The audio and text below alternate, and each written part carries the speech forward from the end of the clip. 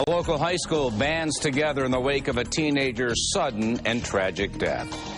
Good evening, everyone. Jackie's off tonight. The Clarence High School community is leaning on each other tonight, remembering a student whose life ended in a fatal freak accident. News 4's Lori Schultz is back from Clarence tonight. Lori? Her death has really caused many people to think about life and how you never know. That's a hard lesson for all of us, but especially tough tonight for the grieving friends and relatives of Aaron Bigler.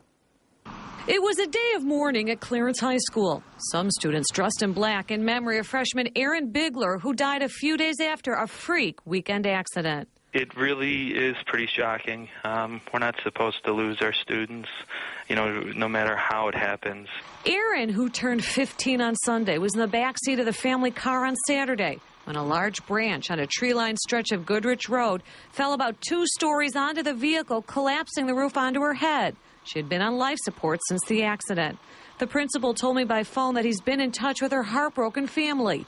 He and the student body had hoped for a different outcome.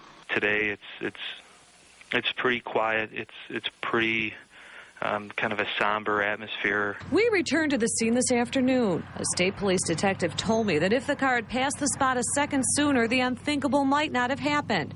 But some residents disagreed, telling me the branches often fall on this stretch of roadway, which they believe the county could pay more attention to. Nobody really cares to go down and checks that stuff. So it's not unusual to drive down this stretch and see branches falling? Or trees falling. Aaron's family has been in the school district for years. Her 2 older siblings are recent graduates. I learned today that she ran cross country and loved to read. Grief counselors are now on hand at the high school. Aaron had a strong core group of friends who I'm told are just coming to terms with what happened. It's a tough loss. It's one of the toughest losses that I think a school community could have, is losing one of its students.